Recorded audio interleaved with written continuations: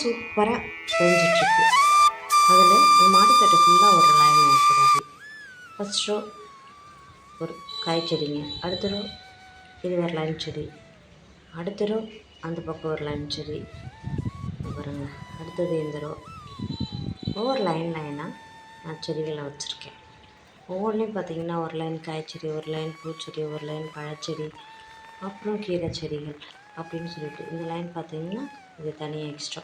இங்கே பாருங்கள் செடியெல்லாம் காயாக வச்சுருக்கு இப்போ தான். அதுக்கப்புறம் சாத்துக்குடி பாருங்கள் காய் நிறையா அதில் இருக்குது. அதுக்கப்புறம் அத்திக்காய் இப்போவெல்லாம் வச்சிட்ருக்கு.